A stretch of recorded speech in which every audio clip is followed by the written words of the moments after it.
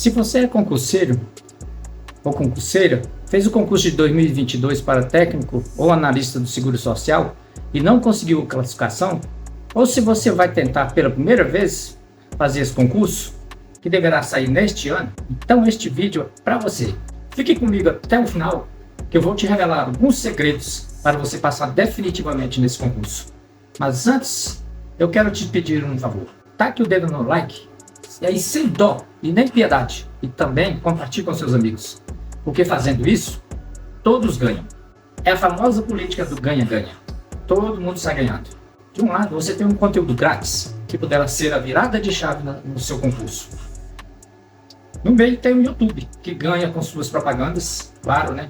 Vocês acham que o YouTube disponibiliza de graça essa plataforma para as pessoas publicarem seus conteúdos e de outro lado, as outras pessoas consumirem esses conteúdos?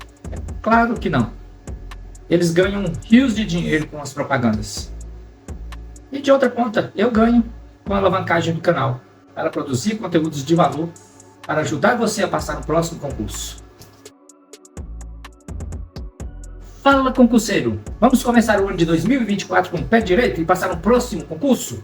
Eu sou Geraldo Silva, especialista em concursos públicos, com 19 aprovações em variados cargos, tanto federais quanto locais aqui no Distrito Federal, e com experiência de mais de 20 anos como servidor da Previdência Social, dos quais cerca de 6 anos diretamente no INSS. E por falar em concursos, este ano vai ser o ano dos concursos.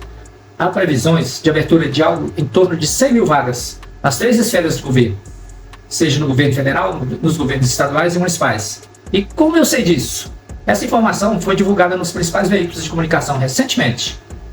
Logo, até aí não deve ser novidade para ninguém. Então esta é a sua grande chance. Por isso, se já não começou a estudar, não deixe para começar quando sair o edital, pois isso pode te deixar de fora e ser adiado mais uma vez o seu sonho. Todos sabemos que quando se publica o edital de um concurso, o prazo em média para você estudar é de cerca de 3 meses. E para quem está começando os seus estudos, esse tempo é muito pouco, mesmo que você tenha o dia todo disponível. Até porque, desde há muito é comprovado que estudar muitas horas por dia não é nada produtivo. E você provavelmente já sabe disso. Passar muitas horas estudando, seu cérebro começa a entrar em um estado de estresse tão grande que não consegue reter mais nada. Aí você só vai queimar o seu tempo. Não por outra razão que a rede oficial de ensino adota um sistema de horas-aula de 45 minutos. Um estudo com foco no treinamento de fuzileiros navais, elaborado pela Universidade de Illinois em 1945, defendeu que as aulas deveriam ter, em média, 40 a 45 minutos. Os especialistas na época mediram o nível de cansaço dos alunos depois de uma aula de 60 minutos e concluíram que eles precisavam ser ensinados em blocos menores. E então o sistema de 45 minutos foi estabelecido. Assim você deve se programar e focar no seu concurso para iniciar seus estudos.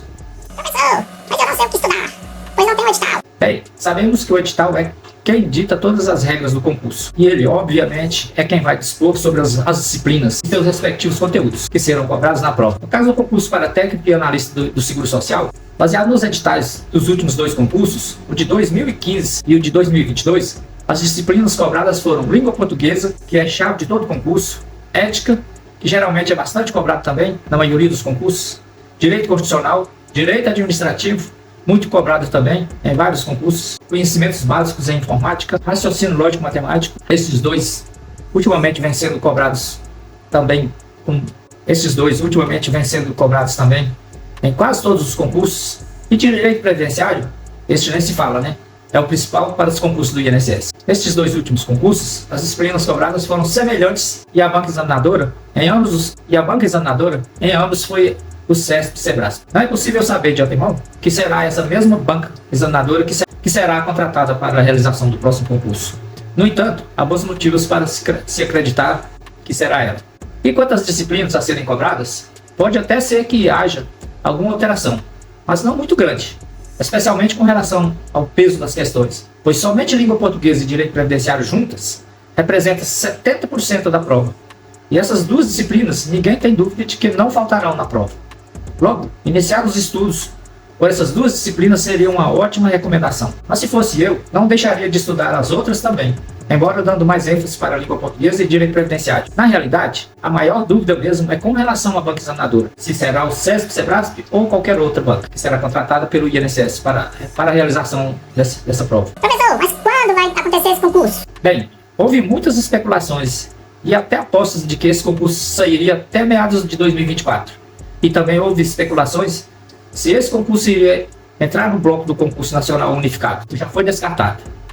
A prova do CNU está prevista para maio deste ano. Logo, se o INSS houvesse aderido ao CNU, aí sim aconteceria no primeiro semestre. Mas já sabemos que não será o caso. E de qualquer forma, não acredito que essa prova possa acontecer no primeiro semestre deste ano. Minha aposta é que sairá mais para o final do ano, que será muito bom, inclusive, para quem está iniciando os estudos, pois terá um prazo bastante razoável para estudar e ficar afiadíssimo para esse momento tão esperado, considerando o nível da prova de grau de dificuldade mediano.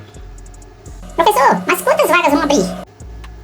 Então, oficialmente, o que se sabe é que no ano passado foi aprovado pelo Conselho Nacional de Previdência Social, CNPS, a proposta orçamentária do INSS com a inclusão de gastos para a abertura de 9.229 vagas para os cargos de técnico e analista do Seguro Social. Mas até o momento, o que sabemos de concreto é que o presidente do INSS solicitou autorização para a abertura de novo concurso para preenchimento de 7.655 vagas, distribuídas entre técnicos e analistas do Seguro Social. Na cerimônia de comemorações dos 100 anos de existência da Previdência Social, ocorrida há poucos dias, o ministro da Previdência Social enfatizou a necessidade de humanização do atendimento nas agências do INSS. E segundo ele, não existe humanização sem servidores realizando atendimento presencial nas agências, pois nenhuma tecnologia pode substituir o ser humano, disse ele. Nessa ocasião, ele também relembrou sobre os 1.250 servidores aprovados no último concurso do INSS, que foram nomeados no decorrer do ano, e pretendia nomear os excedentes do cadastro reserva. Esse concurso de 2022 foi homologado no início de 2023, e dentro do mesmo ano chamaram todos os aprovados, o que mostra a real necessidade do INSS em reforçar seu time de servidores. E não é para menos. Todos sabemos que as filas do INSS são intermináveis, tanto as filas de gente na porta das agências, quanto as filas de processos pendentes de análise. Havia recentemente mais de 1 milhão de processos aguardando solução. E o tempo médio de espera, oficialmente divulgado pelo Ministério da Previdência, é de 90 dias. Mas a gente sabe que isso não é verdade. A verdade é bem outra. Quem é que nunca dependeu de alguma solução do INSS e não ficou aguardando por pelo menos 6 meses? Eu digo isso com conhecimento de causa, porque atualmente advogo na área de direito previdenciário e tenho encontrado muita dificuldade na resolução de problemas junto ao INSS. Quando você vai marcar uma perícia, por exemplo, nunca encontra vaga na agenda com prazo menor que 90 dias. Mas esse prazo geralmente se prolonga por mais tempo, até porque mesmo obtendo resultado favorável na perícia, o segurado ainda tem que esperar por cerca de mais 30 dias para receber seu benefício. Vendo tudo isso, não resta qualquer dúvida sobre o tamanho da carência de servidores no INSS, principalmente de técnicos do Seguro Social, que são os servidores da linha de frente, aqueles que realizam o atendimento direto ao segurado. Por tudo isso, acredito que mesmo não sendo aprovada a abertura de 9.229 vagas, nem mesmo as 7.655 solicitadas pelo INSS, ainda assim, com certeza, o número de vagas será muito maior do que as 1.000 para contratação imediata, mas as 2.500 e poucas vagas do cadastro reserva, aprovadas no concurso anterior. A verdade é que ser dita, tem muita gente por aí só pensando em vender cursinhos e ganhar rios de dinheiro, prometendo algo que não podem garantir. Ou seja, asseguram categoricamente que haverá a abertura de mais de 9.000 vagas para esses cargos. E bem sabemos que a realidade não é essa. Mesmo havendo sido inclusa em orçamento para este ano, a despesa com o preenchimento desse quantitativo de vagas, e mesmo sendo a vontade da direção do INSS, tudo isso passa por uma decisão política e disponibilidade financeira, que pode implicar em um número menor de vagas efetivamente autorizadas para esse concurso. Porque ainda não foi vencida essa etapa. Tudo que sabemos é que, de fato, ele vai acontecer. Eu que trabalhei por 42 anos no serviço público, sendo os últimos 20 anos na Previdência Social, vivenciei muito essa questão de luta por preenchimento de cargos vagos, por meio da abertura de concursos públicos, e quase nunca era preenchido o quantitativo solicitado. Essa é a realidade nua e crua, como costumam dizer. Mas eu não estou querendo desincentivar você a estudar, se preparar para o concurso. Ao contrário disso, vocês devem sim estudar e não é pouco. Para quem está comprometido, é claro. Para quem tem um propósito de melhorar seu padrão de vida e de sua família. O caminho é este. Mesmo que não tenha 9.000 ou 6.000 vagas, ainda assim haverá um grande número de vagas. E mesmo que houvesse apenas 10 vagas, ainda assim eu diria que valeria muito a pena você investir nos estudos para ser aprovado. Afinal de contas, de quantas vagas você precisa? Não é de apenas uma? Então pense nisso. Professor, e quanto ganha um técnico e um analista do Seguro Social? Essa pergunta é recorrente e eu te digo que não ganha mal. Um técnico hoje, início de carreira, ganha R$ 5.812. Isso porque não foi regulamentado ainda o sistema de avaliação de desempenho individual, para efeito de recebimento da GDAS, gratificação de desempenho da atividade do Seguro Social, que representa a maior parte, inclusive, de sua remuneração. Com isso, vem sendo pago apenas 80% dessa gratificação. Essa diferença, após sua regulamentação, será paga de forma variável, de acordo com o desempenho de cada servidor, podendo chegar aos 100%. E com isso, a remuneração poderá chegar a R$ 6.596, quase R$ 6.600. A remuneração do técnico do Seguro Social é composta da seguinte forma: vencimento básico, R$ 776, HI, gratificação de atividade executiva, R$ 1.242, e essa GDAS, que é a gratificação de desempenho da atividade do Seguro Social, está sendo pago 80%, corresponde hoje a R$ 3.135, mais o auxílio alimentação de R$ 658, totalizando esse valor de R$ 5.812. E no final de carreira, um técnico poderá ganhar até R$ 10.617. Nada mal para um cargo de nível médio, não é mesmo? E ainda tem mais. Tendo em vista a carência de servidores e a urgência para reduzir o represamento de processos em análise no INSS, o governo federal criou o Programa de Enfrentamento à Fila, em que o servidor recebe um extra para cada processo resolvido. Conversando com alguns servidores, colegas meus, me disseram que, em alguns casos, pode até dobrar o valor da remuneração, dependendo do esforço e agilidade de cada servidor. Será que é pouco? Imagine você, entrando no INSS hoje, e daqui a alguns dias, já estivesse recebendo uns R$ 12.000? Putz, quase inimaginável, né? Para um cargo de nível médio, enquanto tem advogados, engenheiros, contadores, dentre outras tantas carreiras por aí, na iniciativa privada, ganhando um salário de R$ 3.000 a R$ 4.000. Me diga aí, onde é que um empregado da CLT, com apenas um segundo grau, ganha um salário desse? Sem falar na instabilidade no emprego, né? Que a qualquer momento o chefe pode olhar para você e não gostar da cor da sua roupa, por exemplo, e lhe mandar para o RH para acertar suas contas. Fala sério, né? Vale ou não vale a pena estudar? Estudar e estudar para esse concurso. Já o analista inicia a carreira ganhando uma remuneração de R$ 9.767, chegando a R$ 14.207 no final da carreira. Então, se você não tem um curso superior ou está iniciando agora essa jornada de concurseiro, por que você deve fazer esse concurso de técnico do Seguro Social? Eu consigo enxergar vários motivos pelos quais você deve fazer esse concurso. E não apenas fazer por fazer, mas se comprometer de verdade, dando o seu máximo em dedicação aos estudos. E um deles é o que eu já te falei antes. Se você tem apenas o segundo grau, onde vai conseguir um emprego na iniciativa privada ganhando um salário de quase R$ 6.000? O outro motivo é que, se você não tem curso superior, tem duas alternativas: invista nos estudos e faça logo uma faculdade, ou corra enquanto há tempo e faça um concurso de nível médio, porque não vai demorar muito para se exigir curso superior em qualquer concurso. E eu não vejo isso como uma tendência, mas sim como uma realidade próxima. É só voltar no tempo e fazer um comparativo de como era há uns 20 ou 30 anos atrás e como é hoje, que dá para perceber como será daqui uns 10 anos. Considerando a rápida evolução de tudo. Quando eu iniciei na minha jornada de concurseiro, existia concurso até para nível primário, uma classificação do ensino que há muito não existe mais, mas correspondia à quarta série ou quarto ano do ensino fundamental hoje. E com o passar do tempo, foram exigindo cada vez mais e mais nível de escolaridade para ingresso no serviço público. Quem é mais antigo deve se lembrar que existia concurso de nível médio para as carreiras do Fisco Federal, antigo cargo de técnico do Tesouro Nacional, TTN. para a carreira orçamentária, por exemplo, para a Polícia Militar, dentre outras tantas, que eu não me lembro agora. E hoje não tem mais. Vivenciei o tempo em que havia concurso de nível de primeiro grau, leia-se hoje, ensino fundamental, para a carreira de vigilante no Poder Judiciário. Eu mesmo fiz um concurso desses para o TST. Aliás, o meu primeiro concurso, e fui reprovado. Algumas pessoas costumam chamar isso, talvez de uma forma meio pejorativa, de inflação da educação. Ou seja, a educação veio perdendo valor ao longo do tempo. E até parece fazer bastante sentido, né? Porque antigamente eram poucas pessoas que possuíam um curso superior, especialmente se fosse fazer uma separação de classes sociais. Ter um curso superior era coisa para gente rica. Nas famílias de classe média havia poucas pessoas com educação superior. E nas famílias pobres era coisa muito rara, diferentemente do que acontece hoje. E até mesmo nas famílias pobres há um considerável número de pessoas com educação superior. E por que você deve começar agora a estudar, se já não está estudando?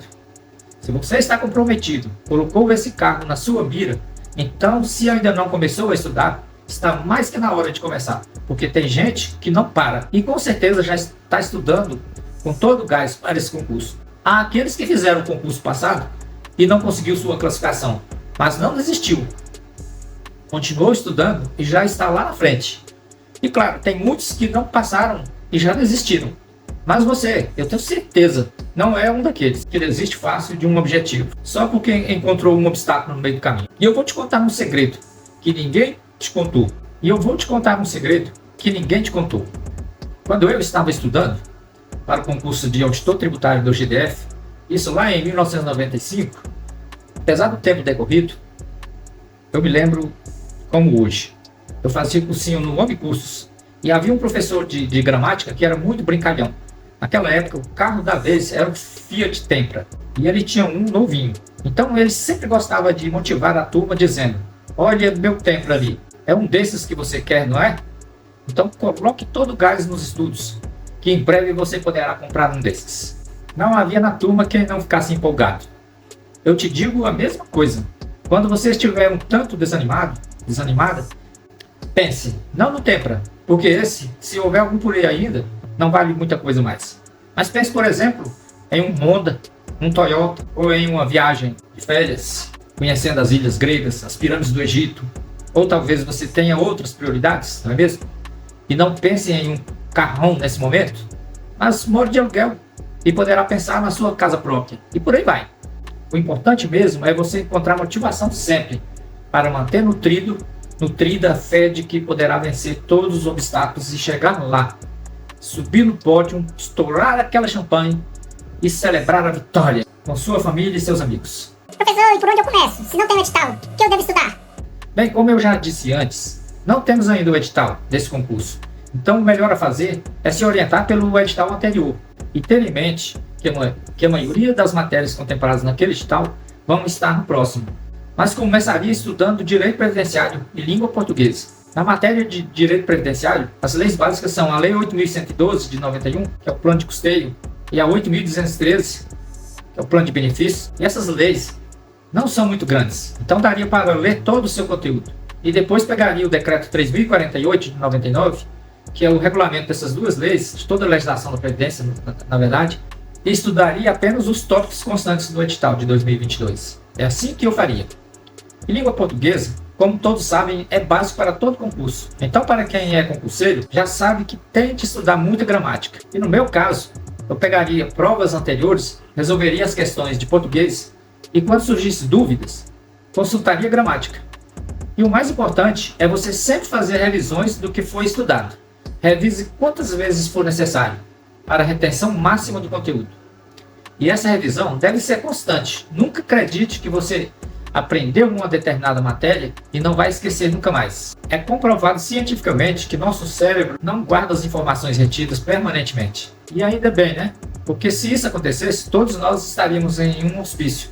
Porque a quantidade de informações que recebemos a todo instante é absurdamente grande. E daí a memória ia entrar em colapso, deixando as pessoas piradas, todo mundo pirando o cabeção. Logo é natural que o cérebro comece a descartar as informações recebidas, para outras mais recentes ocuparem seu lugar. E quanto menos relevante essa informação for, mais rápido é o processo de descarte. Então, quando ele entende que uma informação é relevante, ele tende a permanecer por mais tempo em nossa memória. Existe um estudo desenvolvido por um psicólogo alemão chamado Hermann Ebbinghaus, acho que é mais ou menos isso que pronuncia, publicado em 1885, em que ele realizou alguns experimentos e entabulou esses dados, relacionando o tempo com o percentual de perda de determinadas informações retidas, a qual ele chamou de curva do esquecimento.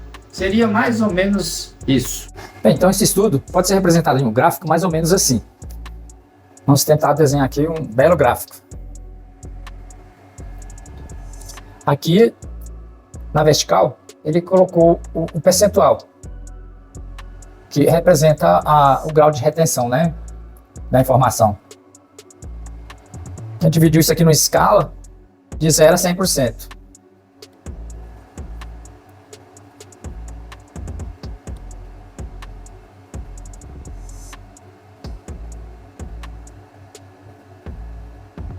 Está muito pequenininho, não sei se está dando para enxergar. Esse aqui é o tempo. Esse aqui, na horizontal, ele representa o tempo. Então ele observou que em 20 minutos, passado 20 minutos após a pessoa adquirir aquela informação, ele já teria apenas 58% dessa informação. 58% está mais ou menos aqui. 58%. Apenas isso ele teria guardado em sua memória. Passado uma hora, que 20 minutos, em uma hora ele já teria apenas 44% dessa memória retida. Em 9 horas, ele já teria apenas 36%. Mais ou menos aqui, 36%. E em um dia, ele já teria apenas 33% dessa memória. Mais ou menos aqui, 33%. Em 2 dias, ele teria apenas 28% dessa retenção. E em 9 dias, ele já teria apenas 25%. Mais ou menos aqui assim. E em 30 dias, ele teria apenas 21%. Então observa que nos primeiros momentos, é o tempo em que essa perda é maior, né? Olha, de 100% já caiu para 58%. Então ele deu essa queda brusca aqui, ó. Depois foi caindo mais suavemente ao longo do tempo, né? Então daí a necessidade da gente fazer revisão periodicamente para permanecer com essa retenção próxima ao 100%. Então que chegou aqui em 20 minutos após a conclusão daquele estudo, aí você pega e faz uma nova revisão, você faz uma revisão, aí volta para cá. Aí começa a cair de novo, aí em um dia você faz uma nova revisão, volta aqui para o 100% e vai. A cada revisão que você faz, você leva esse conhecimento lá para o nível do 100%. Então observa que a média está aqui próximo do 100%. E é por isso, então, que a gente precisa estar sempre revisando periodicamente o que a gente aprendeu. Então é isso. Assim, quando aprendemos algo novo, o nosso cérebro precisa consolidar essa informação para que ela se torne uma memória de longo prazo. E aí vão algumas dicas de como você poderia realizar essas revisões. Conforme vimos no gráfico, o processo de perda da informação é mais intenso no início. Perceba que logo nos primeiros 20 minutos já esquecemos cerca de 42% daquilo que aprendemos. E no final de um dia, 2/3 desse aprendizado já caiu no esquecimento. Logo, é recomendável que a primeira revisão seja imediata. Então logo termine o tempo de estudo. E como eu faço essa revisão, professor?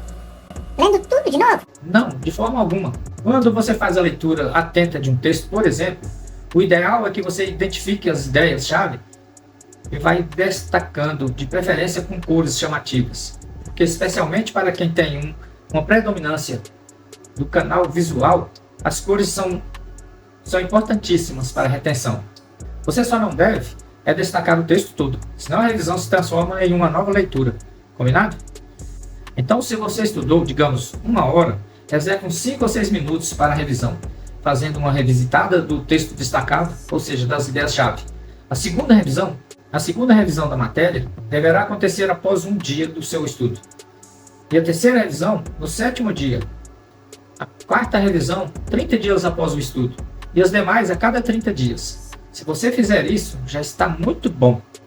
E fazendo isso de forma bem planejada, quando chegar o momento de sua prova, fechou com chave de ouro, é só alegria. Há outras maneiras também de fazer essa revisão, que são muito eficientes. Uma delas são os flashcards. São nada mais do que uns cartõezinhos que servem para testar sua memória. Normalmente se usa de um lado para formular as perguntas e do outro vão as respostas. É possível variar também, com tópicos e palavras-chave, ou termos e definições. Esse é um modo tradicional, mas já existem aplicativos simples que você pode usar também para ajudar nas suas revisões. Apesar de mais trabalhoso, eu daria preferência aos manuscritos, porque quando você está escrevendo, ao mesmo tempo está lendo e revisando consequentemente. O potencial de retenção é bem maior. Outra forma é a revisão ativa, que consiste em você tentar buscar da memória as lembranças de um determinado conceito ou fórmula matemática, por exemplo. E não conseguindo, busque em seus apontamentos, que fazendo isso, você estará forçando sua memória a relembrar os conteúdos estudados. E isso vai ajudar absurdamente na retenção de longo prazo. Bem, não que o tema tenha terminado aqui, mas para não ficar demasiadamente cansativo, eu cito apenas mais um critério de revisão que é muito importante. Faça a leitura em voz alta de todo o conteúdo, ou apenas do resumo, seja de texto, seja de fórmulas matemáticas, e grave tudo, para ouvir o áudio posteriormente, como forma de revisão dos momentos oportunos. Eu fazia isso e funcionava extraordinariamente bem. Costumava gravar tudo que eu estudava e depois ouvia no carro, indo e voltando do trabalho, nos intervalos do almoço, no cafezinho, enfim, em todo o tempo vago que eu dispunha. Essa técnica, especialmente para aquelas pessoas que têm a predominância do canal sensorial auditivo, é extremamente eficiente, porque quando você lê, está explorando o canal sensorial visual, contato da visão com as letras. E quando lê, em voz alta, você também está ouvindo sua própria voz, explorando consequentemente o canal sensorial auditivo, o que aumenta significativamente a capacidade de retenção. Bem, minhas amigas e meus amigos concurseiros, é isso por hoje. E se você chegou até aqui, é porque de alguma forma este conteúdo fez sentido para você. E se sim, te peço um favor, não deixe de comentar, de copiar e compartilhar com seus amigos. Porque fazendo isso, o algoritmo do YouTube distribui para mais pessoas e nos estimula a produzir cada vez mais conteúdos de valor para vocês. Até breve, fui!